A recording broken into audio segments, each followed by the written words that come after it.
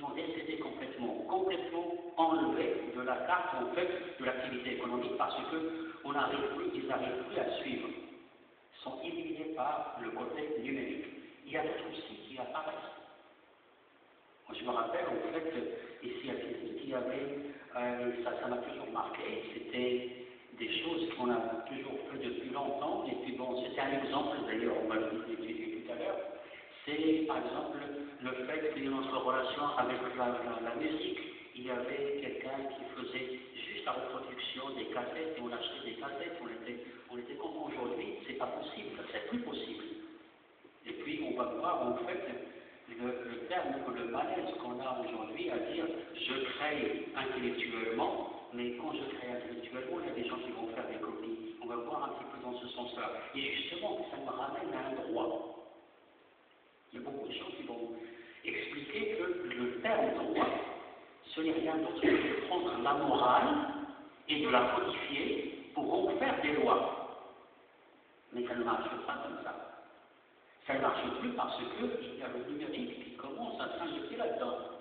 C'est-à-dire, en réalité, est-ce que, quand moi je fais une copie, et c'est ce qu'on fait tous au Maroc, et même moi je suis enseignant, je devais donner l'exemple, mais quand je rencontre quelqu'un, je dis, ben, j'ai piraté ça, ou bien tous les logiciels que j'ai, je n'ai pas acheté un seul. Mais est-ce que je suis un délinquant? Est-ce que je suis hors la loi? Est-ce que quelqu'un qui prend par exemple, et d'ailleurs il y a un exemple vraiment qui est criant aujourd'hui, en France on a carrément créé un organisme, ça s'appelle Adopi. C'est-à-dire on va prendre chaque personne qui va faire le piratage, qui va télécharger illégalement et on va le mettre à la prison. En fait ce qui s'est passé il n'y a même pas une semaine, le gouvernement français a abandonné complètement Adopi. Et puis sur l'exercice de 4 ans, avec des millions d'euros, on a abandonné parce qu'on a pris une seule personne à qui on a fait un procès et on l'a ramené jusqu'au tribunal. Ça veut dire quoi? Ça veut dire que ces gens-là ne sont pas compétents. Ça veut dire qu'en réalité, cette personne-là n'est pas logique, c'est-à-dire que c'est vraiment un malfaiteur. Non, c'est parce que aussi le côté droit doit se mettre en fait sur la même longueur d'onde, on dialogue avec en fait le côté numérique. Il faut trouver des choses, c'est pour ça que le terme culture numérique s'impose. Et il y a aussi le côté politique. Le côté politique, c'est que je suis sûr que là maintenant, il y a une chose qui s'impose réellement au niveau numérique. Je pense que n'importe quel politicien ne voit plus le côté numérique de la même façon. Et même à la dimension, par exemple, du Tiznit. Je suis sûr que n'importe qui est dans un parti et qui se dit faire de la politique, il est obligé de voir Tiznit 24 pour avoir les informations, pour savoir qu'est-ce qui se passe. Et on va voter, on va dire aujourd'hui il y a beaucoup de choses, il y a beaucoup de problèmes qui ont été résolus parce qu'il y a un site ou bien une vidéo de YouTube ou des choses comme ça qui ont influencé et qui influencent aujourd'hui encore, même Barack Obama, une grosse partie de son succès, c'est justement ça, c'est-à-dire, vous savez que là maintenant, il n'y a pas un seul politicien à l'étranger qui n'a pas son compte Twitter, et puis pour dire tout simplement que les gens me suivent. Et puis, pour finir, c'est qu'en réalité, il y a une dimension, tout à l'heure j'ai parlé de la mondialisation, l'ubiquité fait comme quoi il y a un problème géopolitique. C'est-à-dire, en fait, aujourd'hui, on a des différences de savoir où est-ce que le logiciel a été fabriqué. On a beaucoup de problèmes aujourd'hui de communication entre, par exemple, Google et Baidu. Baidu, c'est l'équivalent de Google chez les Chinois. Il y a en fait quelque chose qui se fait au niveau de l'Internet, au niveau du numérique, qui est l'équivalence ou bien tout simplement l'équilibre des différentes forces au niveau des blocs, les grands blocs à l'époque politiques, que ce soit à l'Est ou l'Ouest. Voilà, maintenant, il y a aussi des grands blocs aujourd'hui numériques. Et c'est ça qui va en fait aussi nous orienter dans le repère et les différents pôles de notre culture numérique. Voilà, donc en fait, là maintenant, on a tous les éléments qui vont en fait commencer en se disant, mais finalement, il y a un amalgame. Chaque fois qu'on parle de numérique, on parle de l'Internet. l'Internet qui a ramené tout ça. Parce que c'est l'Internet qui avait imposé chez tout le monde cette ubiquité, cette information et ainsi de suite. Mais même à l'intérieur de l'Internet, quand on parle par amalgame, on parle toujours du web. On parle au fait de ce réseau-là.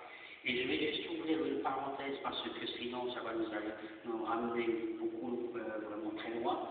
Donc juste pour expliquer des choses, des petites choses sur qu'est-ce que ça veut dire le web et qu'est-ce que ça veut dire l'Internet. Donc les circonstances de l'Internet, je pense que tout le monde les connaît, mais bon, en réalité, je voulais à tout prix que cette conférence-là soit une conférence loin de tout ce qui est académique, c'est grand public. Donc je vous promets juste une chose parce que je vais là maintenant jouer avec des termes techniques, mais normalement, comme ce qu'a dit ce que me dit, c'est qu'on avait prévu de faire tout un cycle de conférences comme ça. Et puis, bon, c'était juste pour vous donner un avant-goût, et puis bien sûr, on est toujours à la disposition, aussi bien à travers l'association à travers ma personne, c'est-à-dire qu'on s'engage réellement normalement à donner des conférences pour toute personne que ça intéresse pour expliquer tout ça. Donc, je reviens à ma parenthèse. Ma parenthèse fait comme quoi l'Internet, ce n'est pas un accident industriel, c'est bien sûr une réponse à un besoin militaire, comme par hasard, comme dans tous les grands progrès et dans toutes les, disons, les trouvailles extraordinaires dans le domaine scientifique, ça a toujours été un besoin militaire, et c'était depuis les années 60, ce n'est pas maintenant, c'est depuis les années 60 qu'il y avait encore la guerre froide entre les Russes et les Américains, et puis donc, on avait formulé une requête aux scientifiques pour leur dire, s'il vous plaît, trouvez-nous un système qui va nous permettre, en fait, de ne jamais toucher notre réseau de communication, quelle que soit l'attaque des Russes, par exemple. Et puis on a trouvé, en fait, cette possibilité de dire, oui, bien sûr, il y a l'Internet. Que le principe de l'Internet, maintenant, c'est ça qui fait son succès, c'est que quand il y a un message qui sort de mon ordinateur, ça se transforme en petits paquets, et tous les paquets vont partir dans différentes directions, et on va chercher les meilleures routes vides, et qui vont être très rapides, pour arriver à la fin avec encore des petits paquets, et chaque paquet va prendre un symbole ou un signal qui va permettre de reconstituer tout le message. Voilà l'Internet. Mais depuis les années 60 jusqu'en 95, les années 90, on a toujours travaillé avec l'Internet, mais on savait tout simplement faire une seule chose, c'est la messagerie. On envoyait des emails. C'est d'ailleurs pour ça que les Américains ont une grande longueur d'avance sur les Européens, parce que tous les laboratoires américains, depuis les années 70, ils travaillaient avec ces emails-là, alors qu'en Europe, on ne savait pas complètement comment ça marche. En réalité, après, pendant les années 90, il y avait un autre laboratoire, qui est le laboratoire CERN, qui est carrément en Suisse. Il y avait un monsieur qui s'appelle Tim Berners-Lee, et puis il se disait, c'est dommage qu'il y ait un cube comme ça, et qu'il y ait une possibilité de communication, pourquoi ne pas mettre quelque chose qui peut être visible par tout le monde? J'ai besoin de voir, et il a créé un langage qu'on appelle aujourd'hui le langage HTML, et c'est ça qui va faire, comme quoi, c'est ce qu'on appelle le web 3W, c'est justement ça, c'est-à-dire que sur le même canal, et sur une structure qui existe déjà, est-ce qu'on peut mettre des pages consultables? Et c'est ça le web, c'est ça qui fait maintenant la grande vitrine. En fait, l'Internet n'est pas uniquement le web, mais il y a l'email, qu'on appellerait en fait l'email ou bien le courrier électronique, et puis bon, ce qu'on appelle dans le domaine scientifique, toute communication asynchrone, ça veut dire déphasée. Il y a aussi la messagerie instantanée, ce que les jeunes aiment beaucoup, c'est-à-dire tout ce qui est chat, tout ce qui est communication, conversation. Il y a aussi aujourd'hui, on le voit, il y a la télévision, il y a aussi le téléphone, la voix IP. Il y a aussi ce qu'on appelle le flux RSS. Pourquoi je vous parle de tout ça? Parce qu'en réalité, il y a le tube, et dans le tube, il faut imaginer qu'il y a plusieurs fils. Et en réalité, chaque fil peut faire, en fait, communiquer des choses complètement différentes. Chaque service peut se trouver par exemple le Skype. Le Skype passe dans un fil qui est à l'intérieur de l'Internet, mais qui n'a rien à voir avec le reste des autres fils. Donc ça veut dire qu'en réalité, on est là, ça ne génère rien du tout, et ça ne prend même pas la capacité, en fait, de notre, ce qu'on appelle la bande passante, c'est-à-dire le tube lui-même et le débit à l'intérieur du tube. Mais il reste en fait qu'en réalité, toutes les activités vont se concentrer sur ce mode et ce service qui est le web, le 3W. On va voir en fait que, en réalité, le web, le 3W, on va voir que là maintenant, n'importe quel utilisateur, n'importe quel usager, rappelez-vous, jusqu'à maintenant, je vous ai parlé en fait de la technologie et du contenu. On a fait les documents, on les a mis sur la technologie. Mais en réalité, il y a une chose on s'est rendu compte que, il y a une autre dimension, pourquoi pas. Et la nouvelle dimension, c'est que, quel utilisateur? Il peut être le moteur, il peut être l'acteur, mais il peut être lui-même la source de création. Il peut être lui-même produit. Et c'est l'exemple, en fait, c'est ce qu'on a baptisé. Au début, c'était le web 0, c'est-à-dire après les documents qui sont sur un réseau, et puis on s'est dit, et pourquoi pas, il y a 3 dimensions. Le document, sa commercialisation, bien les contacts, et l'utilisateur.